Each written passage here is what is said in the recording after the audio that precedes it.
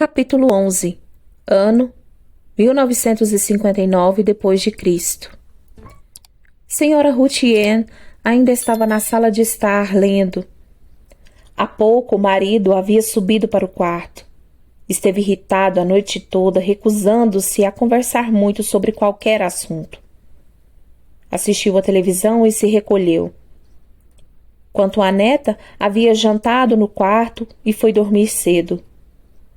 Foi com um sobressalto que a senhora escutou algo como gritos. Estava meio que cochilando. Percebeu com um livro nas mãos. Teria ouvido direito? Era Vitória? Um som de choro e súplicas. O que estava acontecendo? O livro quase voou de suas mãos. Senhora Ruth Ann levantou-se o mais rápido que sua idade permitia e foi em direção às escadas. Ouviu gritos, agora tinha certeza, gritos pavorosos, inumanos, entremeados com sons de agonia. Ela subiu as escadas para o andar de cima, quase sem se apoiar no corrimão. Sua neta estava sendo assassinada. Alguém tinha entrado no quarto e... A avó escancarou a porta e quase deu um encontrão com o Sr. Otto, que já estava no quarto, a espingarda em punho. Mas era apenas ele. Não havia mais ninguém ali. Então ela viu as jovens se debatendo em meio às cobertas. Metade delas estava no chão. Os braços de Vitória se agitavam como se rechaçassem alguém, um animal, quem sabe. A senhora voou até a neta, bem a tempo de impedi-la de rolar direto para o chão. E a menina dormia tão pesado, mesmo naquele frenesi. Foi difícil acordá-la. A avó a segurou pelos ombros, tentando conter os movimentos convulsivos de seu corpo. Vitória, Vitória, minha filha! Por Deus, acorde! Diante de todo aquele escarcéu, com um grunhido de irritação, Sr. Otto apenas apoiou a arma ao lado da porta. Que significa isso, afinal? Ele indagou. Eu não sei. Acho que são aqueles pesadelos dela, foi a resposta baixinho. Vitória, acorde, minha filha. A avó debruçava-se sobre a neta que, enfim, parecia sair do pesadelo e acordar para o mundo real. Mas o que era real? Eu vi. Estava lá, Vitória falou, apontando para um ponto diante de si. Bem ali, um crucifixo em chamas. Eu preciso dele. Ainda preciso dele. Vicky, acalme-se. Lá, continuava apontando com o braço. Estava queimando junto com o corpo. O avô deu um suspiro que era mais um muxoxo de indignação. Era só o que me faltava. Um olhar congelante da mulher o fez ficar quieto. Acalme-se, filha. Só naquele momento Vitória pareceu perceber onde estava e quem estava com ela. A presença do avô era ruim, o que o homem pareceu notar enquanto olhava a neta com um ar de intenso desagrado. Vó, eu vi o crucifixo, eu vi.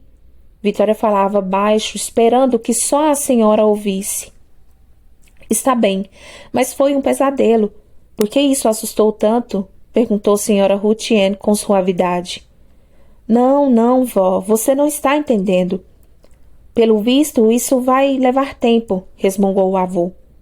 Pois vá pedir a Betsy que faça um chá calmante bem quente com muito açúcar. Crucifixos queimando. O homem ainda estava postado ao lado da porta, a espingarda agora apoiada no ombro. Vou esclarecer o motivo dessa comoção.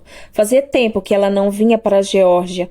É só recordação daquela história de clã, aquele suposto trauma de infância. Estar aqui fez algo se remexer em sua cabeça. É só isso. Senhora Ruth Ann abanou as mãos para o marido com ferocidade, como quem diz, que assunto para abordar agora? Apesar de a organização secreta ter perdido força depois do final da Segunda Guerra, o sentimento pelo Velho Sul ainda existia em alguns lugares. A Geórgia era um deles. Assim que Sr. Otto saiu do quarto, a avó voltou-se para a jovem. Fale devagar para que eu entenda, querida. O que te causou tanto medo? Vitória sentou-se na cama, baixou o rosto, olhando para as mãos sobre o peito, até afastou a gola do pijama e olhou para dentro da blusa, avaliando alguma coisa além da compreensão da avó. Por fim, puxou os joelhos ao encontro do peito em uma atitude quase protetora. Tremia mesmo com a temperatura agradável dentro do quarto. Senhora Ruth-Ann pegou as cobertas caídas ao lado da cama e as enrolou sobre o corpo da neta, que ainda respirava de forma entrecortada. As mãos de Vitória se enrolaram fortemente na coberta. Quieta agora, os cabelos caíam sobre o rosto. A avó acendeu a luz do abajur. Vitória estava pálida. Foi o crucifixo que a assustou? Vitória negou com a cabeça, em silêncio, e quando senhora Ruth-Ann achou que ela não iria continuar, a garota acrescentou: o crucifixo era minha salvação. Eu o vi queimando e queria estender a mão e tocá-lo, mas não podia porque estava amarrada. Mas então chegou um enviado de Deus, um anjo, eu acho. Os olhos dela lacrimejaram. Ele estendeu a mão para mim. Mas isso é uma coisa boa, não é? Vitória concordou com a cabeça. Sentia um belo incômodo na garganta e ficou quieta. A avó tentava entender, mas não parecia fazer sentido. Será que o Sr. Otto tinha razão? Era só uma mistura de lembranças. É verdade que havia sido um episódio horrível, mas as coisas são como são. Na penumbra do quarto, Vitória estava calada, abraçada aos joelhos. Senhora Ruth-Ann esperou um pouco na intenção de que a neta conseguisse se acalmar o suficiente e tateou com cuidado. Mas se o anjo ajudou você e não foi o crucifixo que lhe causou medo, então por que gritava tanto, Vicky? Fiquei muito assustada e eles arrancaram os mamilos dela, os meus. Quer dizer, os meus, mas que eram os dela. Como assim? Do que você está falando? Com tenazes em brasa, Vitória apoiou a cabeça entre as mãos. Estavam gritando com ela, queriam saber a verdade, e eu estava chorando. Ela estava, eu acho, alegando que já dissera a verdade. Então rasgaram suas roupas. Vitória começou a chorar de novo, puxando a coberta sobre o rosto, gemendo e soluçando. Eu senti, a voz veio abafada. Meu bem, senhora Ruth-Ann não sabia o que dizer. Seu semblante estava aflito. Primeiro um, depois o outro, e ficaram buracos pretos, queimados, cheios de sangue. Eu sentia a dor. Por isso estava gritando. Foi aí que eu vi o crucifixo, mas ainda estava doendo muito. A senhora apenas abraçou a neta. Não tinha o que dizer, exceto que fora um pesadelo, e foi o que ela fez.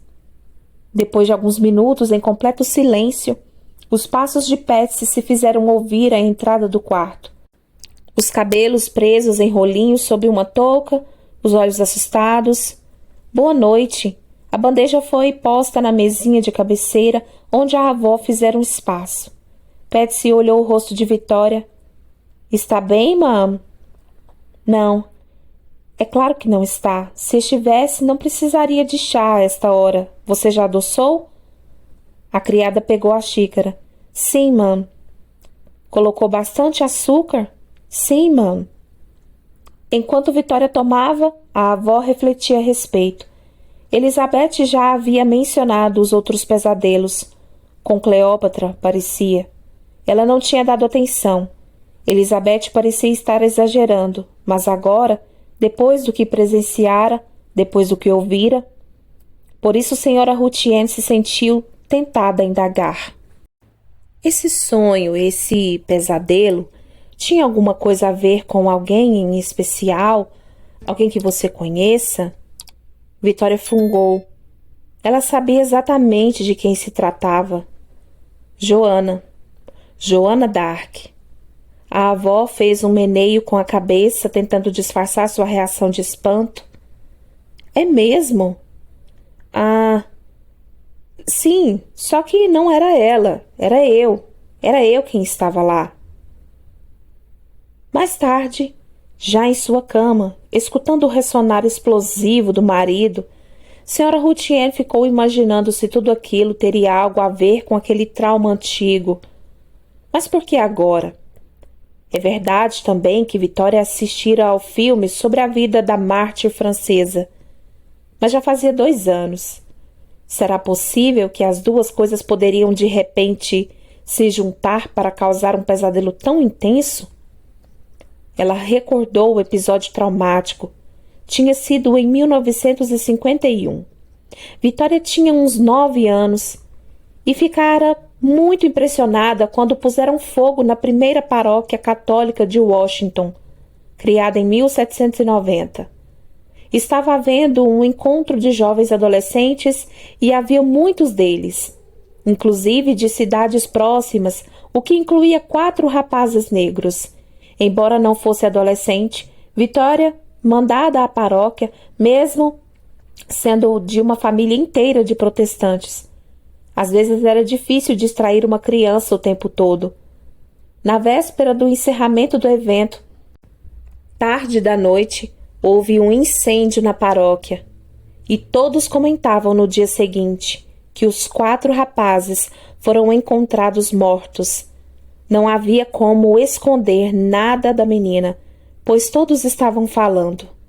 Vitória escutara todas as versões terríveis, todos os detalhes escabrosos, embora o pároco, na intenção de preservar as crianças e os adolescentes, houvesse falado em acidente. Mas, na porta da igreja, o que restara dela, estava afixado um desenho grande de homens mascarados montados em cavalos, também mascarados. Um deles levava a cruz incendiada.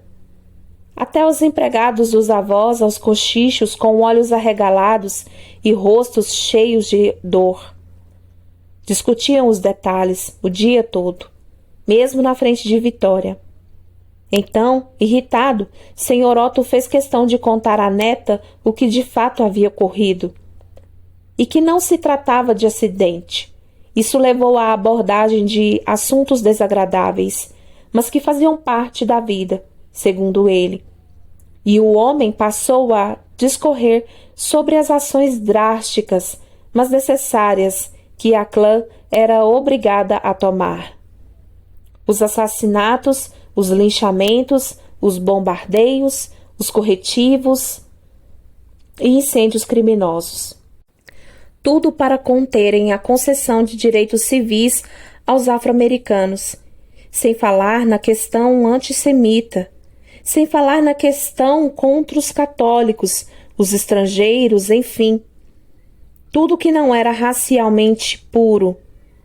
Senhora Routien lembrava-se de Vitória naquele dia, ainda com o vestido amarelo que havia posto para ir à paróquia, mas agora já sem as luvas novas e o chapéu combinando.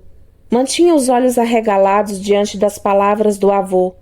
A senhora se lembrava de ter suspirado muito fundo. Ela não podia mudar a ordem como as coisas se davam. E Vitória nunca tinha se esquecido das palavras de Senhor Otto. Isso é culpa de republicanos brancos radicais que querem o quê? Um império negro no sul. A clã tem o direito de se posicionar contra.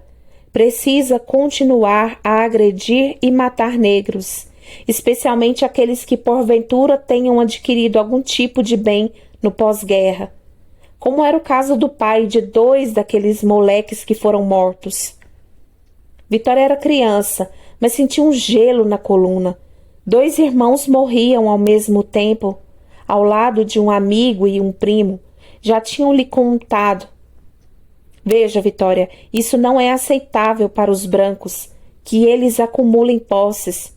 Afinal, como pessoas sem inteligência e preguiçosas que até ontem só serviam para serem escravas, podem ter alguma coisa? Senhor Otto a havia batido com uma mão sobre a coxa, chamando-a para o colo dele. A garota foi, mas queria que a conversa acabasse logo. Às vezes, para manter a ordem, tem-se que usar a violência, porque os negros não entendem outra linguagem. Eles são como animais. Sabia que as pessoas que fazem parte da clã são inteligentes, ricas e poderosas? E elas fazem o que fazem para nos proteger? Os brancos são melhores e é por isso que temos de dominar. Antes, todo o povo do sul estava assustado, preocupado com o que essa gente poderia fazer. Por que estavam assustados? Porque Abraham Lincoln libertou 4 milhões de escravos. Muitos fazendeiros empobreceram sem eles. Então o governo começou a dizer que eles eram como nós, eram iguais, e vieram professores do norte para dar aulas aos negros, jovens professores, traidores, que tiveram que ser expulsos daqui pela clã. Foi preciso agir com severidade para manter nossa sociedade livre do mal. Instruir esses negros poderia ser um perigo terrível para todos nós e uma franca decadência. O que é decadência? É quando você é uma pessoa boa, tem uma bela casa, um carro e frequenta os melhores lugares e trabalhou para ter isso, e de repente existe o perigo de perder tudo, perder a exclusividade e dividir tudo com pessoas inferiores. Isso é decadência. Vitória não entendeu como os negros poderiam fazer essas coisas. Então apenas perguntou: mas aqueles meninos não eram pessoas boas? Não estavam querendo nos fazer mal. Só estavam na igreja aprendendo sobre Jesus, Maria. Senhor Otto olhou a criança com extremo desagrado, o que fez Vitória calar-se ao olhar para o chão.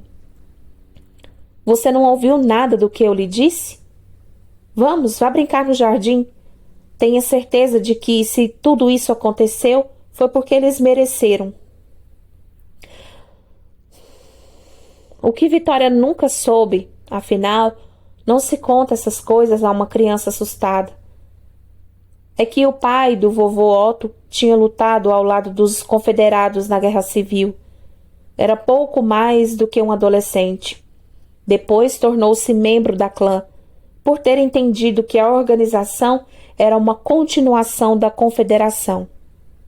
Senhora Routien lembrou-se de que o próprio Otto, tendo aprendido os valores com o pai, seguiu passos e foi participante ativo do QG em Atlanta, depois de 1915. O número de clanistas chegaria a 5 milhões na década de 1920. Depois de 9 anos na Geórgia, a sede se mudou para Washington, D.C. Até governadores e senadores receberam a investidura na clã. Casada desde antes disso, a jovem Routien teve o único filho em 1916, Milton John, o pai de Vitória. O nome dele fora escolhido por Otto. É um nome especial, dissera o marido. Ele estará destinado a grandes coisas. Ela imaginou que todos os pais de um filho homem deveriam pensar assim. Mas Milton era um artesão de sapatos. Ele vinha de uma linhagem de homens poderosos e poderia ter feito carreira política facilmente.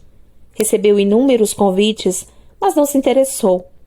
A vida às vezes é curiosa. Antes de dormir, de verdade, senhora Routien levantou-se mais uma vez. Caminhou com passos leves até o quarto da neta. A porta estava entreaberta. Ela olhou e a garota permanecia quieta na cama. Que bom que dormiu. Contemplando a bela manhã, Vitória ainda estava um pouco nervosa. Seus calcanhares batiam levemente no chão, os braços cruzados sobre o peito, o semblante de poucos amigos. Mal havia respondido ao cumprimento de um ou outro que tomaram assento perto dela. A noite fora péssima. Não bastasse o pesadelo medonho, absurdamente colorido, real e impressionante. Depois disso, a cada vez que começava a cochilar, acordava sobressaltada.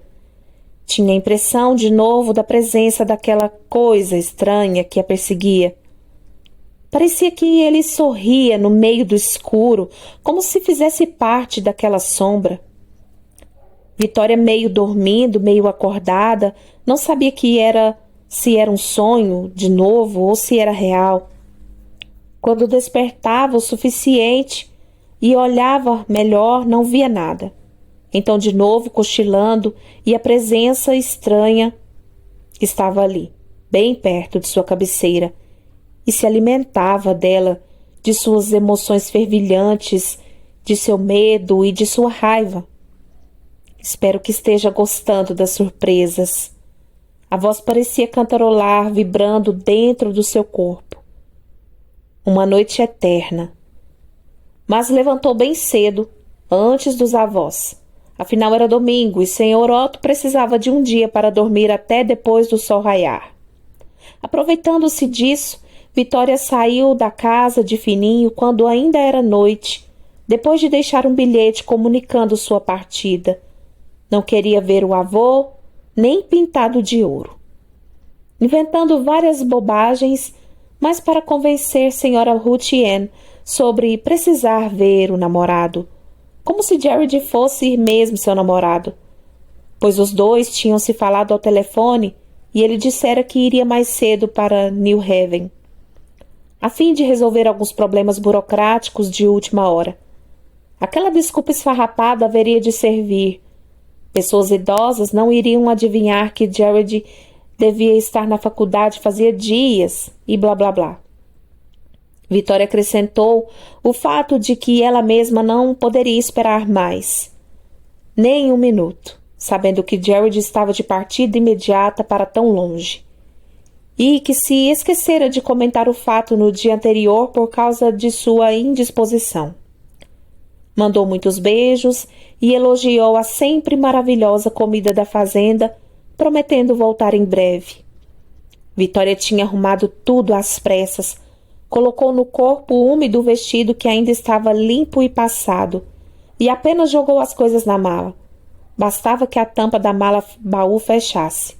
Prendeu os cabelos em um rabo de cavalo aceitável, escondeu as imperfeições do penteado com o chapéu, enfiou as luvas debaixo de um braço e foi bater à porta de Clay e Patsy, dando as mesmas desculpas para convencer o empregado a levá-la até Atlanta.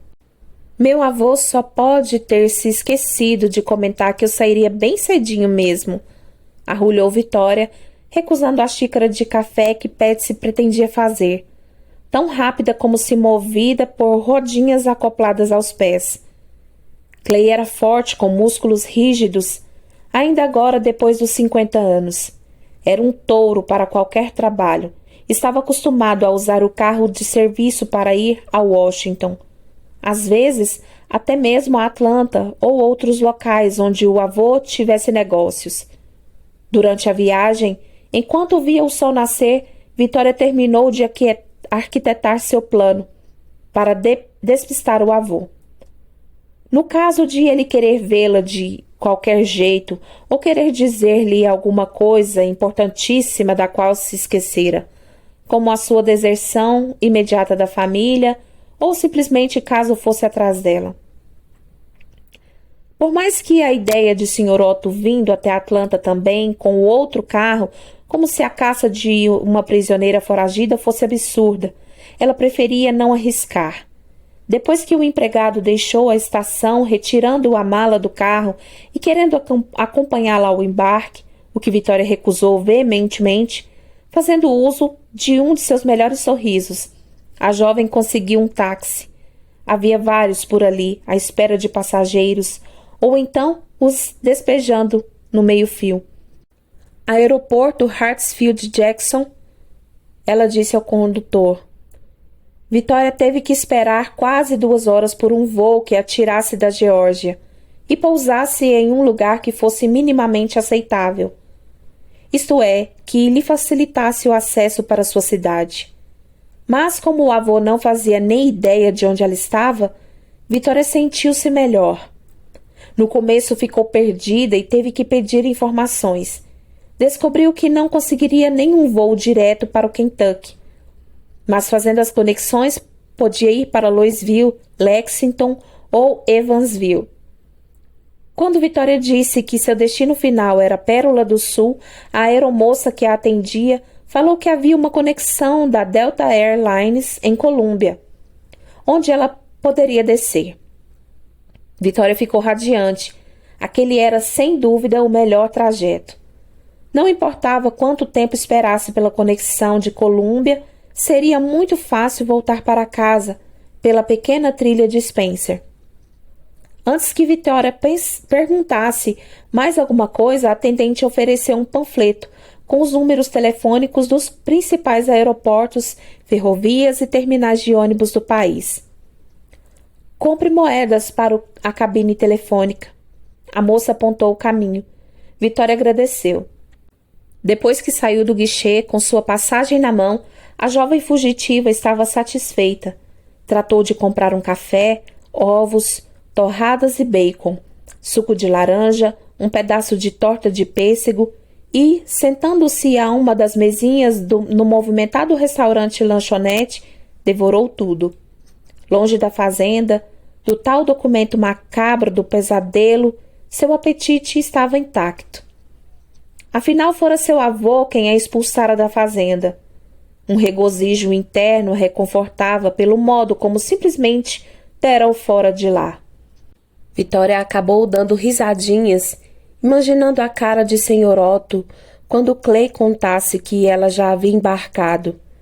Pior ainda, se o homem tentasse saber o horário do trem para avisar o pai dela, daria com os burros na água. Vitória estava livre e incógnita por várias horas. Era sua maneira de dizer que não seria manipulada por ameaças. Por outro lado, a perplexidade pairava sobre ela como um véu. Farei de sua vida um inferno. E aquilo soara verdadeiro. Mas a jovem não tinha medo. O que o avô poderia fazer, afinal? Ela não podia ser assassinada, simplesmente como faziam com os negros.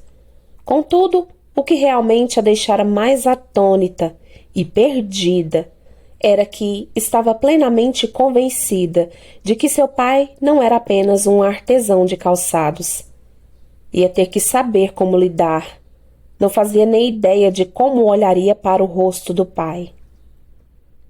Nesse interim, no momento em que Vitória estava no aeroporto, um pouco irritada por pensar nessas coisas, mas achando que saíra na dianteira, na verdade, o avô já dera o primeiro lance.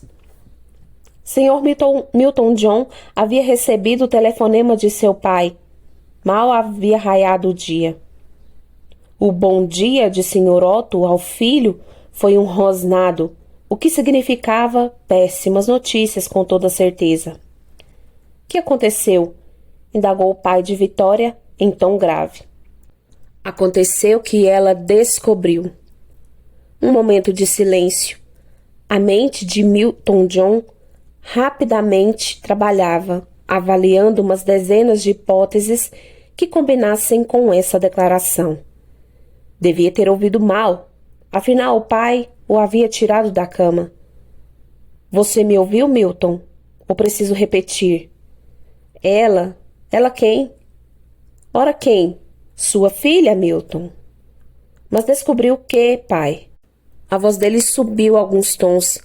Algo também subia e descia pelas suas costas, causando arrepios que ele fez esforço para conter. É só o outono, está frio. Fale baixo, quer que Elizabeth escute alguma coisa?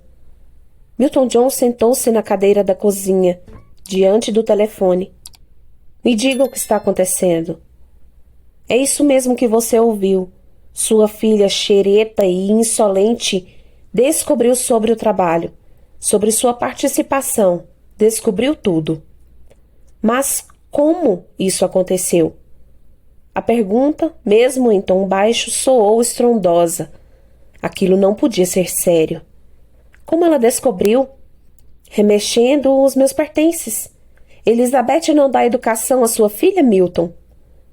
Vitória sempre foi um tanto impulsiva, teimosa, com ideias feministas, difíceis de lidar. Ótima resposta, Milton, ótima.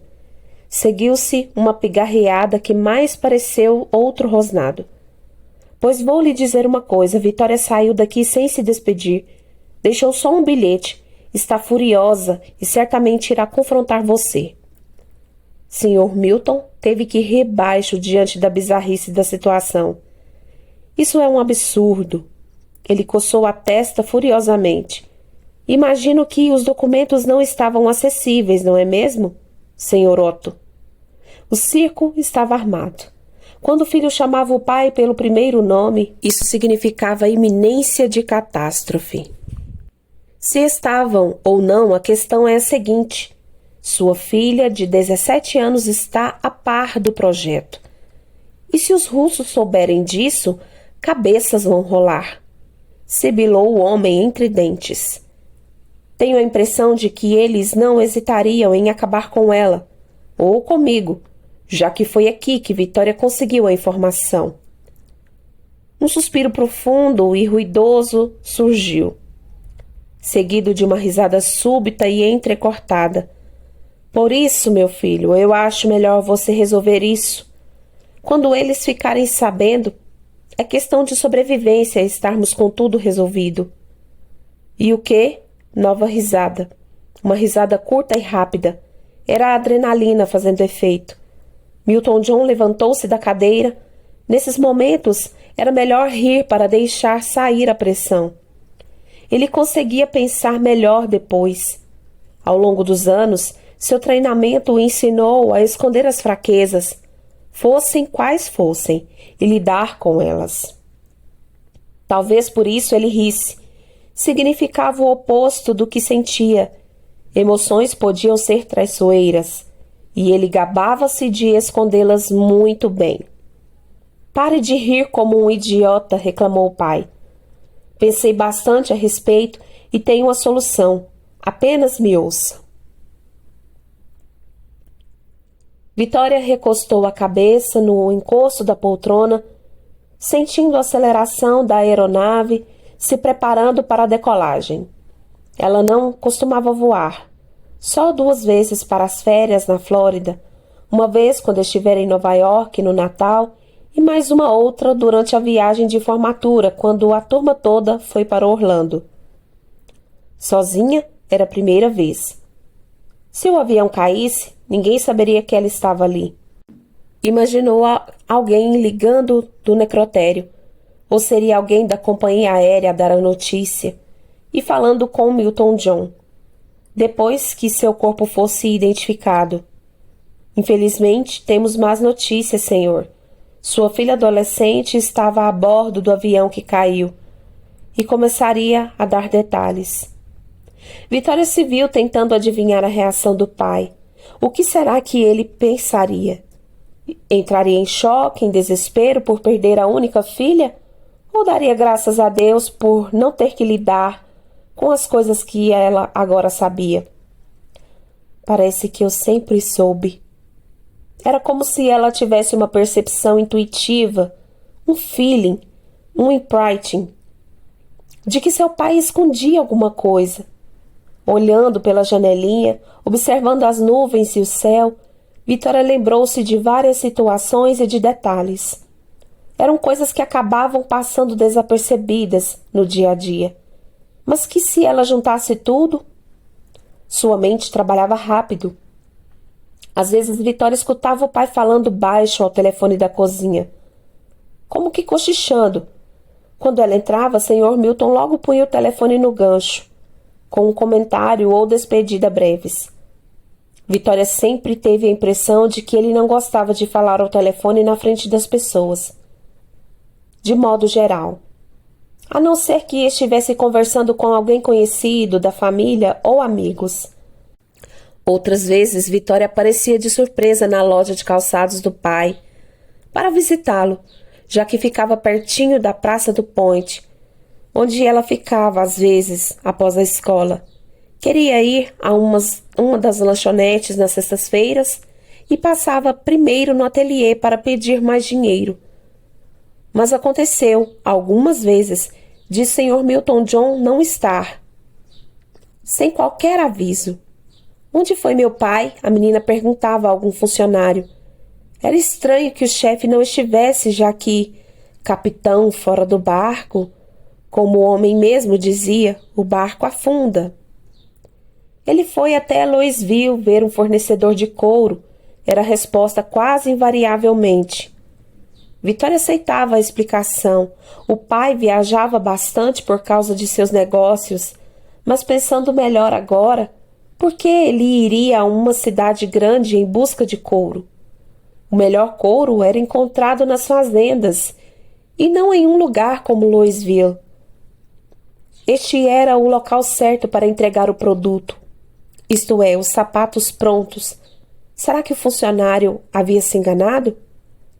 Ela se remexeu um pouco, incomodada, os calcanhares batendo de novo no chão e o armário secreto do papai. Era como a menina o chamava, um móvel feito sob encomenda. O modo como seu pai trancava conscienciosamente aquele armário de madeira nobre, imponente, colocado contra a parede dos fundos do seu escritório, particular em casa. Agora era, no mínimo, estranho. O que havia dentro? Não haveria de ser desenhos de sapatos. O problema não era o fato de o pai ter um escritório ou ter um armário ou estante exclusivos.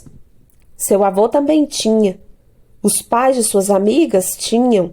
Aparentemente, todos os homens de família precisavam de um ambiente exclusivo de suas casas para guardar livros, trabalho e outras coisas. Mas o armário secreto do Sr. Milton agora saltava aos olhos de Vitória. O pai o fechava à chave. 2 portas com chave, a interna e a externa. Depois passava o cadeado nas trancas avulsas. A aeromoça passou oferecendo bebidas, mas Vitória mal a viu, mal agradeceu. Apenas ficava se perguntando por quê? O que ele guardava ali que precisava ocultar de forma tão obsessiva? A garota lembrou-se de como gostava de chatear o pai quando criança, fazendo perguntas sobre o armário secreto, o armário fantasma, o armário proibido. Sr. Milton às vezes dava uma risadinha, em outras apenas mandava-a embora, enxotando-a com as mãos para fora do escritório. Como minha mãe nunca percebeu nada. Certa vez Vitória lembrava-se de ter visto o pai chegar do serviço em casa, supostamente da loja de calçados, mas com uma mancha visivelmente de sangue na camisa. Elizabeth ficou assustada. Correu para o marido, indagando se tinha se machucado. O marido apenas deu um beijo na testa da esposa, mimando-a pelo seu excesso de zelo, e disse que um funcionário novo havia se ferido ao cortar o couro. Corri para ajudá-lo, o homem explicou, mas como estava sangrando muito, mandei-o à botica do Sr. White. O coitado precisou de pontos. Incrível como a mãe e filhas aceitavam aquelas explicações, mas por que duvidar? Só que, avaliando melhor, metódico e absolutamente criterioso como era Sr. Milton, será que permitiria um funcionário novo fazer algo para o qual não estivesse qualificado? Justo o Sr. Milton, todo regrado e cartesiano? Era de se estranhar, e o fato era um só. Vitória havia estado na sapataria 2 ou 3 dias depois e não havia ninguém machucado no balcão ou atendendo aos clientes. Ela apenas inferiu que a pessoa machucada pudesse estar nos bastidores da loja e nem pensou mais no assunto. Mas e se não fosse o caso? Ela se arrepiou toda. Onde o pai poderia ter arrumado aquela mancha de sangue que nem se dera o trabalho de esconder? Era muita certeza de que a mulher e a filha eram 2 idiotas. Vitória sentia-se traída, extremamente traída. Ela se lembrou também de todas as vezes em que a oratória de seu pai não parecia compatível com sua condição de homem simples do campo que havia crescido em uma fazenda na Geórgia. Por exemplo, Sr. Milton fazia algum comentário mais elaborado sobre alguma coisa e Elizabeth até se espantava, sorrindo, encantada. Uau, como você sabe disso? Invariavelmente a resposta era: eu li a respeito. Uma dessas vezes, Ele comentava sobre um pesticida, sobre o fato de que estavam fazendo testes de toxicidade. E falou com propriedade, diferenciando pesticidas, herbicidas, agrotóxicos. O pai nem trabalhava naquele ramo. Por que o interesse a ponto de discorrer sobre o assunto? Na verdade, Vitória sempre achou que o pai agia daquele modo para impressionar a mãe, pois recebia olhares curiosos e aprovação incontida por parte da mulher que amava, que nunca deixou de amar. Mas agora Vitória tinha outra opinião. E se realmente o nível intelectual dele estivesse muito acima do que elas suspeitavam? A verdade sempre esteve debaixo dos nossos narizes, mas vemos o que queremos. Ela havia sido muito tola. A mãe nem se fala. Senhor Milton falava o que queria, e as duas acreditavam. Mas acabou. Vitória não ia ficar como tola. Mais uma mulher daquela família enganada pelo lobo mau, como o Chapeuzinho Vermelho. O documento que encontrou na fazenda provava que seu pai estava envolvido em coisas muito sérias. O modo como o avô reagiu comprovava tudo. Ele a ameaçou. Isso não saía da cabeça dela. Ah, quando chegasse em casa, estava se sentindo ultrajada e indignada. Primeiro pela mentira, mas, pior ainda, era o fato de estarem envolvidos naquele trabalho sujo. Como minha avó nunca suspeitou que meu pai tinha, afinal, formação acadêmica? Novo arrepio sacudiu de leve o corpo de Vitória. A aeromoça havia deixado uma garrafinha de água diante dela. Vitória nem sabia em que momento, mas abriu e bebeu tudo. A voz de Sra. Rutien veio flutuando até seu ouvido. A verdade é que seu pai nunca mais voltou para cá. Eu mesma vi meu filho poucas vezes depois que ele foi embora da fazenda. Ele sempre estava ocupado, trabalhando, aprendendo. Vitória ficou tentando juntar as peças do quebra-cabeça. Supostamente, depois de ter ido para Atlanta, Sr. Milton aceitou voltar para a mesmice da fazenda e de fato não fez, mesmo depois de casado com raras exceções. De outro lado, o avô também fazia o corpo duro para ir à Pérola do Sul, de tal forma que nora e sogra pouco conviveram. Por quê? Seria proposital? Se seu pai era um espião, quanto menos contato familiar tivesse, melhor. Era assim nos livros e nos filmes. De fato, poderia ser perigoso. Espiões eram pessoas sozinhas. Por que Sr. Milton havia constituído família, então? Era isso que não se encaixava. Por que ter mulher e filha para mentir a elas sobre tudo? A voz da avó soou de novo, contando a história que foi tantas vezes repetida ao longo dos anos, que acabou se tornando verdadeira. Milton aprendeu o ofício de sapateiro, trabalhava em uma loja de um amigo do marido para ter como se sustentar em Atlanta, até decidir o que queria da vida. Um amigo de Sr. Otto, a julgar como o avô estava enfiado naquela merda toda, o tal amigo, poderia ser qualquer um envolvido nas mesmas falcatruas. Como saber se meu pai estava mesmo em Atlanta? Vitória continuava encafifada.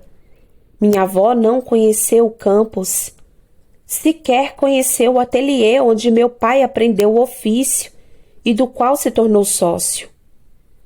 Os calcanhares dela moveram-se ainda mais rápido e atraindo o olhar do senhor que ocupava o assento ao lado. Vitória pediu desculpas e procurou se controlar. Meu pai escrevia uma vez por semana para minha avó e só às vezes telefonava. E se... O coração de Vitória bateu mais rápido. Diante dessas circunstâncias, meu pai poderia estar em qualquer lugar dos Estados Unidos, em qualquer lugar do mundo, estudando e aprendendo e se tornando um cientista avant-garde. E só meu avô sempre soube de tudo. Alguma coisa havia acontecido durante aqueles anos, alguma coisa da qual a senhora Routien não sabia e nem devia tomar conhecimento. Como aceitar o fato de uma mãe praticamente não encontrar mais o filho, o único filho? Porque ele tinha desaparecido da vida dela? Parecia um complô de Sr. Milton John e Sr. Otto para mantê-la na ignorância, ou seria para protegê-la. Mas então meu pai conheceu a minha mãe. Senhora Routien havia dito que Elizabeth tinha virado a cabeça do filho. Até Patsy sabia disso. Vitória deu uma palmadinha na testa. É isso. A voz da avó veio clara na memória. Até então, ele nunca tinha demonstrado vontade de se casar. E também, só fiquei sabendo quando ele decidiu oficializar o noivado. Seu avô e eu viajamos a Boston. Não seria mais aceitável que Milton levasse a futura noiva à casa dos pais na fazenda? Não estava nos planos. Não era para o meu pai ter se casado. Era um risco desnecessário. Mas acho que se apaixonou de verdade. Por outro lado, minha mãe era só mais alguém a ser despistada, enganada, um problema a mais, e eu também. Vitória estava estupefata. Ela sempre soube, aquela intuição à qual Vitória jamais dera importância, lhe dissera a vida toda que havia algo mais por trás das atitudes e da personalidade de seu pai. Ela não deixaria nunca mais de dar atenção ao próprio coração e ao que lhe dizia. Nunca mais. Louisville, o tal fornecedor mencionado 2 vezes, tanto pelo funcionário da loja quanto pela avó. Elizabeth também sabia dessas viagens. Vitória franziu a testa. Se porventura não houvesse fornecedor de couro algum, então essa informação parece ter mais importância do que aparentava.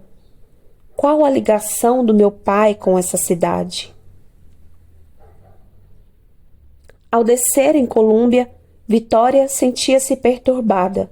A viagem havia sido rápida demais, mas no avião ofereceram um almoço leve. Naquele momento, mesmo se quisesse, não conseguiria comer nada. Era o começo da tarde quando Vitória saiu do aeroporto, no meio de um monte de gente que ia e vinha, e olhou a fila de táxis estacionadas no meio-fio adiante. Quanto custaria uma corrida até Pérola do Sul? Já tinha gastado bastante com a viagem de avião. Se não tivesse o suficiente para pagar o táxi, iria se informar como fazer para ir de ônibus, até que pudesse se mexer. Porém, foi abordada por um dos taxistas. Táxi, senhorita? Depende, respondeu. Quanto custa para me levar até Pérola do Sul? Para a senhorita, $15. Só posso pagar 9. E já era muito. O homem sorriu e fez um gesto com a mão indicando o carro. À medida que o tempo passava, mais difícil era responder ao taxista, com comentários educados, independentemente do que fosse. Além do mais, Vitória não estava a fim de conversar. Queria chegar logo. Chegar logo. Queria olhar o pai nos olhos. Olhou pela janela do táxi. Eles seguiam pela pequena trilha quase até Rowena e de lá direto para a Pérola do Sul. Não mais que 20 e poucas milhas. Naquela velocidade de tartaruga ia levar praticamente 1 hora para chegar em casa. Não podemos ir mais rápido? Infelizmente não, senhorita. Não posso tomar uma multa. Só então Vitória olhou para o velocímetro e percebeu que iam a uma velocidade compatível com a via. Droga, resmungou baixinho. Mas não demora, chegaremos logo. Sei. Vai visitar parentes? Não. Silêncio. para que a deixasse em paz, antes que o motorista engatasse mais perguntas ou comentários sobre o tempo. Vitória encostou a cabeça no banco e fez de conta que estava dormindo.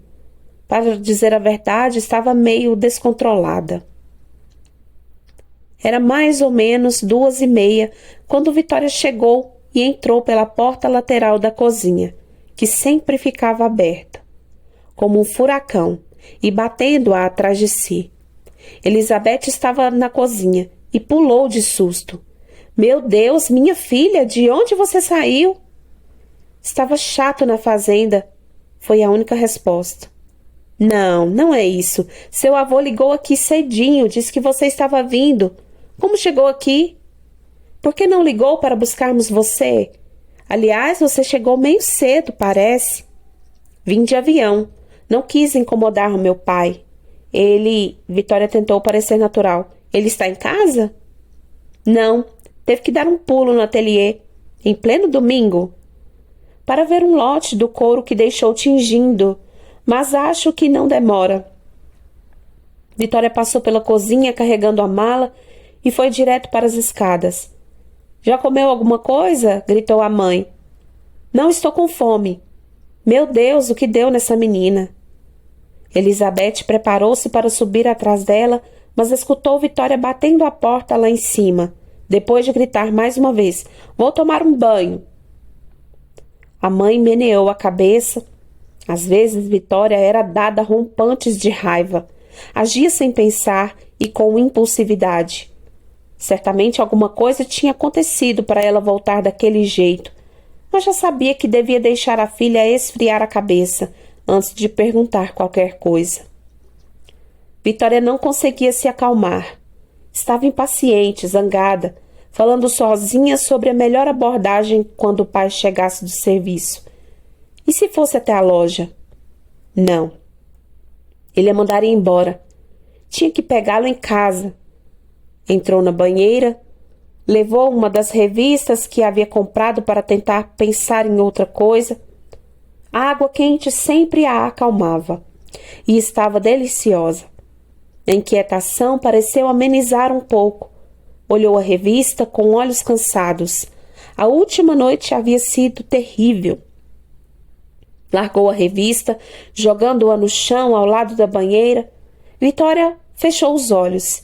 Era o primeiro momento em que parecia relaxar e o peso das horas agoniantes dobrou-se sobre ela, cobrando seu preço. Que cansaço! Em um canto obscuro de sua mente, Vitória pressentia que algo ruim podia realmente acontecer. O tic-tac maldito daquele relógio, ou fosse o que significa aquela metáfora, continuava incomodando sua mente, com seu sonido baixo e constante. Mas agora estava sonolenta demais para pensar no assunto. A luz do sol filtrava-se pela janela alta do banheiro e batia sobre a água. De olhos fechados, aproveitou o calor ameno. Deveria ser a luz do sol. Ela não tinha forças para averiguar. A mistura de cansaço, estresse, medo, raiva e a longa viagem a derrubava. Naquela transição entre vigília e sono, quando tudo parecia disforme, uma presença se derramou como um metal líquido, preenchendo cada espaço do seu ser. Como um calor morno e profundo.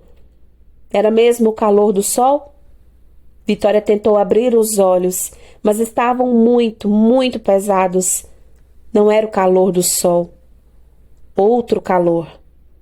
Havia uma presença boa, ali, perto dela. Algo suave, porém forte, poderoso. Seria mais uma impressão causada por sua suposta loucura? Vitória tentou aguçar os sentidos, mas percebeu que não precisava abrir os olhos. Enxergava melhor ao mantê-los fechados. Sim, algo estava perto dela.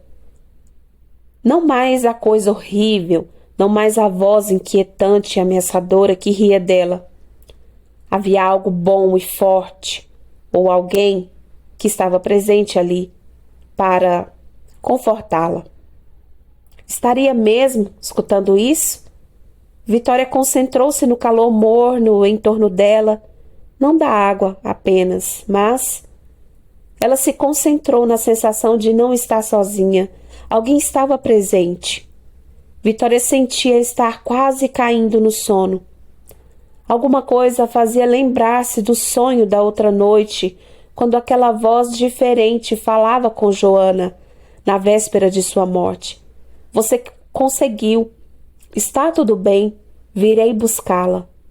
Aquela presença perto de Vitória dizia algo como: ela teria que atravessar um vale, mas ele a ajudaria na travessia. Um vale. Um vale? O relógio, aquele relógio, no qual deram corda. Ele tic-taqueou mais alto, mais firme dentro dela. Vitória soube que o tempo estava esgotando-se e o que deveria acontecer em breve estava perto agora, muito perto. Por isso aquela presença estava ali. Sua mente embotava-se de sono. Suas pálpebras eram cortinas pesadas. Era impossível manter-se alerta por mais um minuto.